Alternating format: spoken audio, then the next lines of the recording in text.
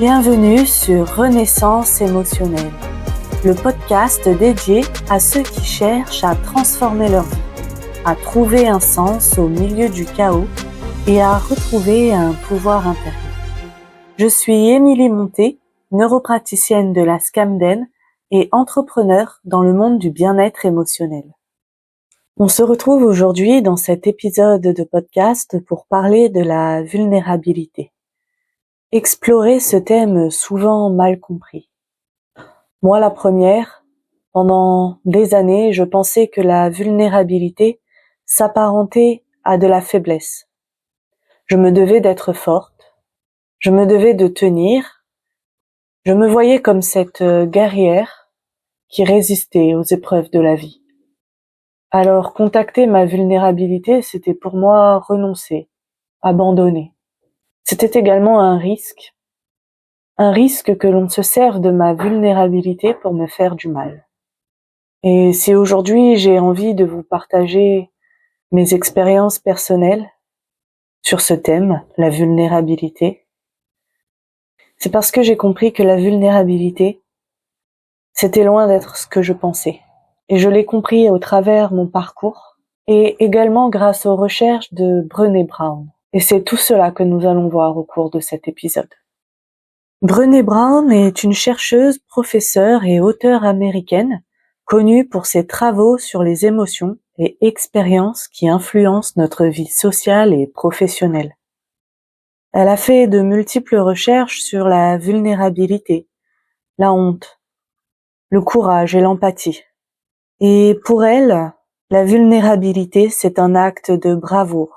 C'est un acte de bravoure parce qu'elle demande du courage.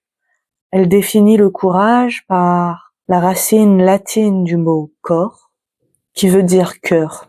Pour elle, le courage, c'est raconter qui nous sommes de tout notre cœur. Et c'est ce courage de raconter qui nous sommes de tout notre cœur qui ouvre à la vulnérabilité pour entrer profondément en relation avec les autres. Je dois me montrer tel que je suis vraiment. J'ai le courage d'être imparfait. J'ai le courage d'être imparfaite. Et c'est cette vulnérabilité qui fait sens, qui nous donne un fort sentiment d'amour et d'appartenance. Pour elle, ce qui nous empêche d'être vulnérables et de nous montrer tels que nous sommes, c'est la honte. Et elle le définit comme la peur de l'isolement. Ce serait comme quelque chose en moi qui fait que si les autres le voyaient, si les autres le découvraient, je ne mériterais pas d'être en relation avec eux. On pourrait le résumer par un « je ne suis pas assez ». Je ne suis pas assez bien, je ne suis pas assez belle, je ne suis pas assez intelligent, je ne suis pas assez riche, je ne suis pas assez forte, je ne suis pas assez courageux. Toujours d'après Brené Brown, accéder à notre part de vulnérabilité, c'est pouvoir faire preuve de compassion et de gentillesse avec soi. Et puisque l'on est capable de faire preuve de compassion et de gentillesse avec soi-même, alors on est ainsi capable de l'être avec les autres. En effet, comment pourrions-nous donner quelque chose aux autres que nous ne connaissons pas à nous-mêmes?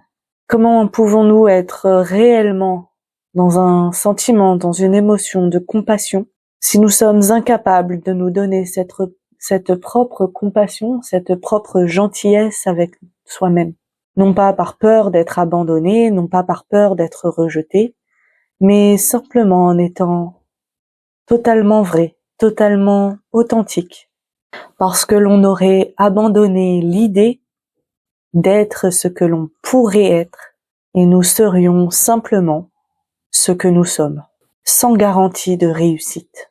J'aime beaucoup cette citation de Brené Brown qui dit « La vulnérabilité n'est ni une victoire, ni une défaite, c'est d'avoir le courage de se présenter et d'être vu quand on n'a aucun contrôle sur le résultat. » Quelle puissance en nous il faut pour s'autoriser à être vulnérable et nous montrer tels que nous sommes.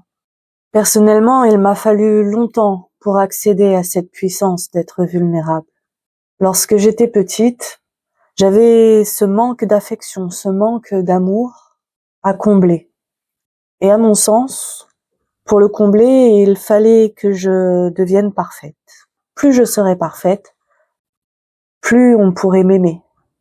Alors j'enfilais mon costume de Madame Parfaite, toujours bien habillée, toujours bien apprêtée, dans les premiers de la classe, celle qui est prête à aider tout le temps, à être présente. Qu'on pouvait appeler même à 3 heures du matin, je me rendais disponible pour écouter, donner des conseils, agir. Je mettais ce masque de faux semblant et je me disais que plus je semblais être parfaite, plus ma vie semblait être parfaite, et plus elle le deviendrait, parce que cela donnerait l'envie aux autres de m'aimer, l'envie aux autres de faire partie de cette vie parfaite avec cette fille parfaite. Alors je cherchais à tout contrôler, tout le temps. J'étais en stress permanent, parce que je me faisais une idée de ce qu'était la perfection. Et un peu comme un script de la journée, il fallait que tout se passe comme je l'avais prévu. Et bien évidemment, ça ne se passait pas comme je l'avais prévu. Alors, ça me faisait monter en moi de l'angoisse et un mal-être. Souvent, on me disait que j'étais une stressée de la vie. Et finalement, c'est ce que j'étais à ce moment-là, une stressée de la vie. Et bien évidemment, ce que je ressentais, c'était du mal-être, c'était du stress, c'était de l'angoisse, c'était l'impression de n'être jamais assez. Et comme je n'en pouvais plus de ressentir tout ce négatif, alors j'anesthésiais. J'anesthésiais mes émotions, j'anesthésiais mes ressentis. Je me coupais de tout. Comme on ne peut pas choisir entre ce qu'on peut ressentir de bien ou de mal, finalement je me coupais également de tout ce qui pouvait être positif. Je me coupais de la joie, de la gratitude, de l'amour que l'on pouvait me donner. C'était un masque, une barrière de protection, c'était plus fort que moi. C'était tellement douloureux à ressentir qu'il ne valait mieux rien ressentir du tout. Je rentrais dans une forme de rigidité, de cadre, de fatalité. C'est comme ça et pas autrement. Ça ne pourra jamais changer. C'est le karma, c'est la fatalité. Et pire encore, je recherchais un coupable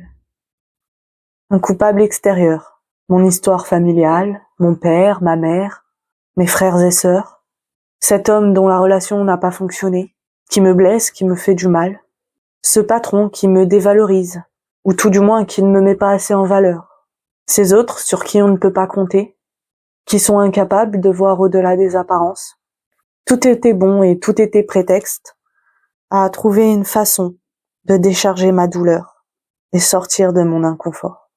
Et finalement, je ne me rendais même pas compte que c'était la façade que je m'étais créée, ce masque de perfection qui m'empêchait de former des relations authentiques. Comment vouliez-vous que les autres m'aiment s'ils ne savaient même pas qui j'étais?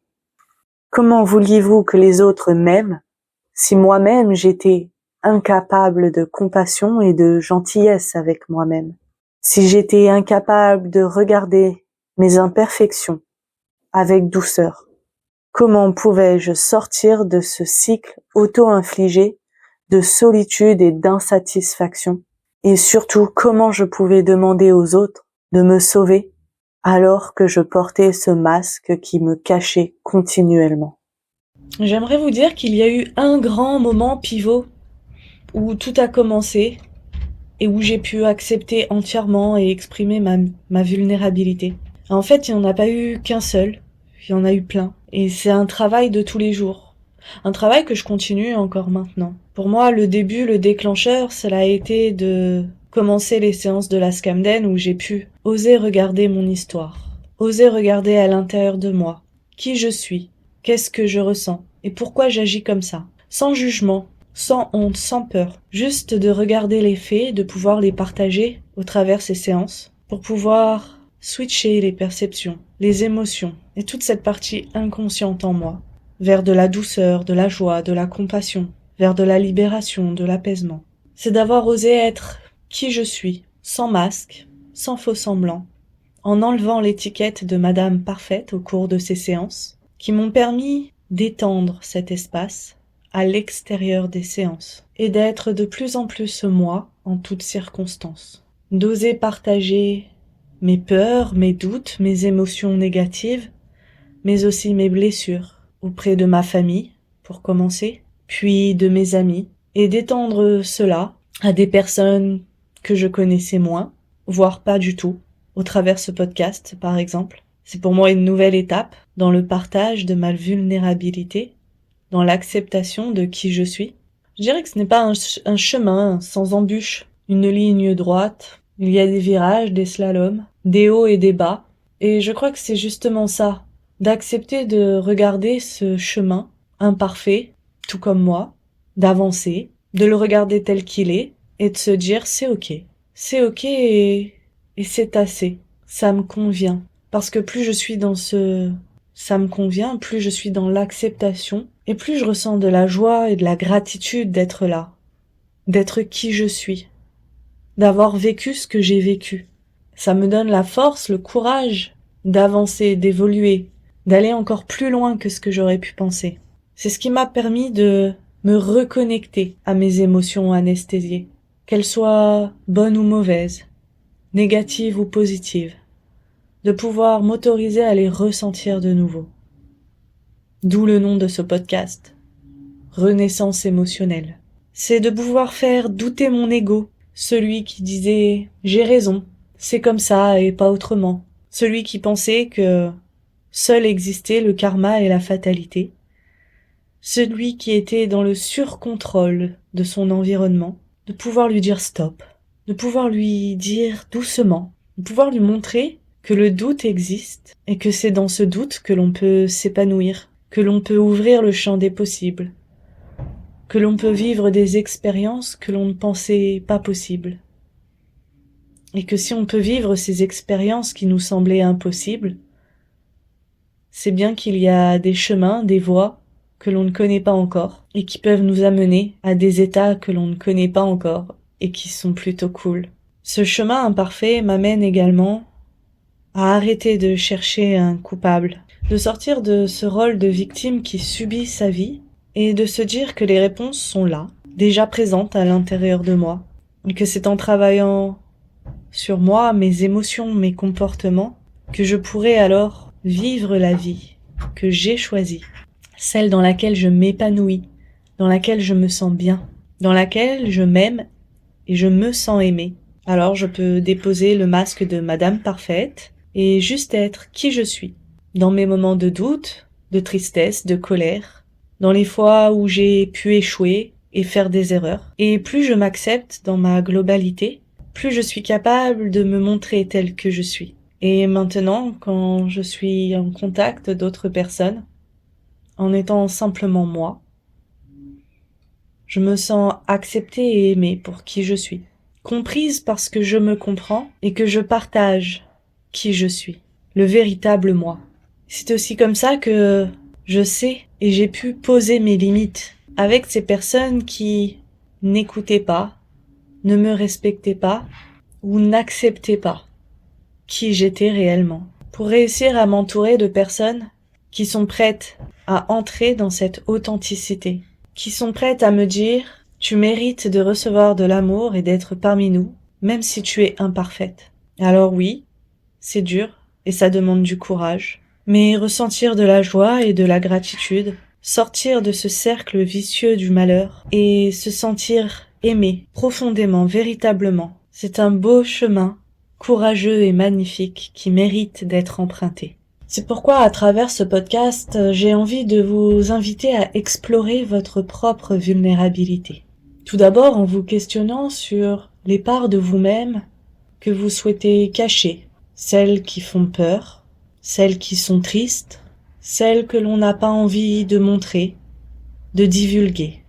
De s'interroger sur qu'est-ce que cette part blessée a à dire de moi, l'écouter, la comprendre, la rassurer et s'autoriser à la partager, petit à petit, par des petits actes de sincérité avec des personnes de confiance.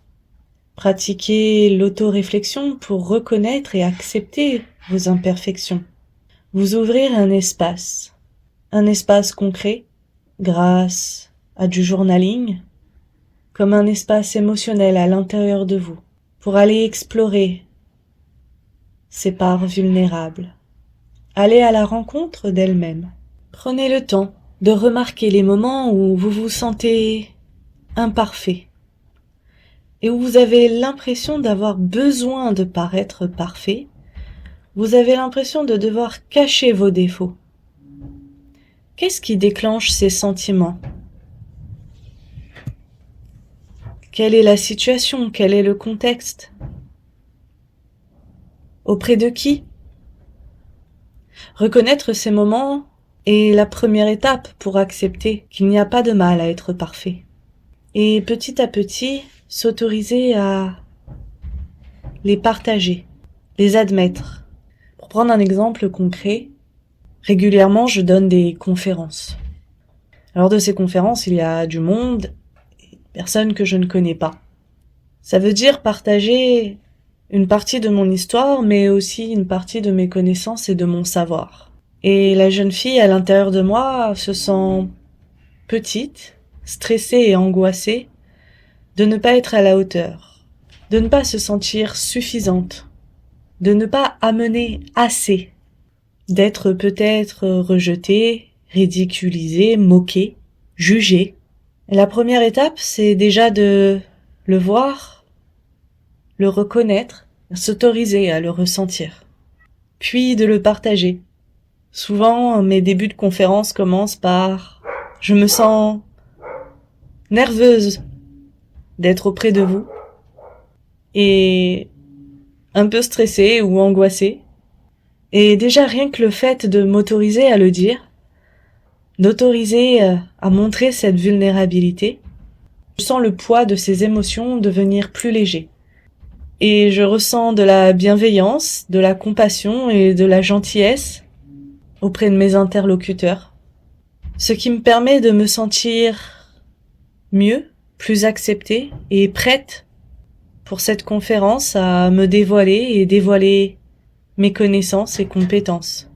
Généralement, ce sont des conférences qui se passent beaucoup mieux, avec plus d'authenticité, de sincérité, d'échange.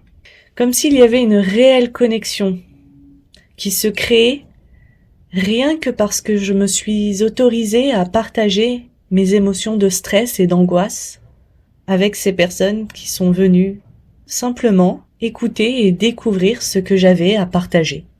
S'ouvrir des espaces, cela peut également se créer à partir de l'écriture, de journaling, s'autoriser à écrire ses pensées et ses sentiments, pour devenir de plus en plus conscient de leur existence et de leur expérience intérieure.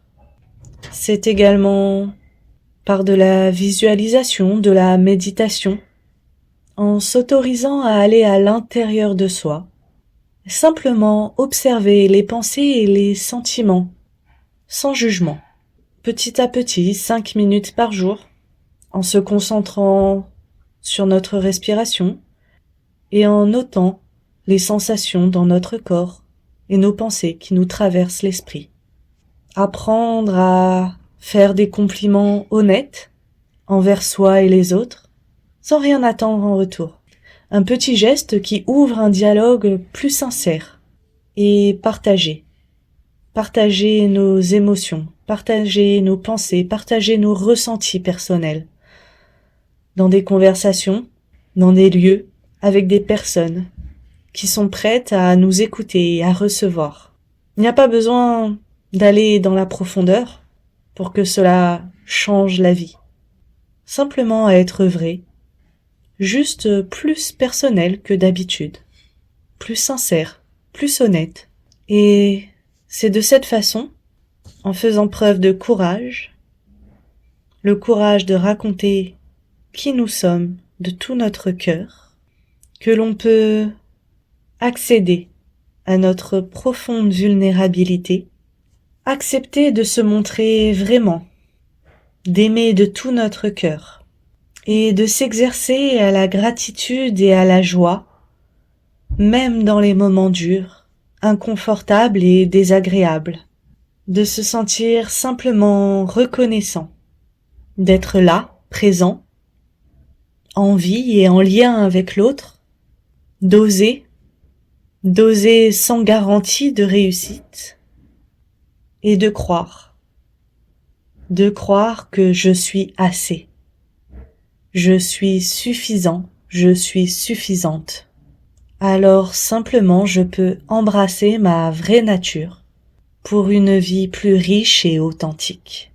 Merci d'avoir pris le temps d'écouter ce partage de vulnérabilité et on se retrouve très bientôt pour un nouvel épisode de Renaissance émotionnelle. Ensemble, plongeons dans nos profondeurs pour trouver du sens à nos êtres. À bientôt!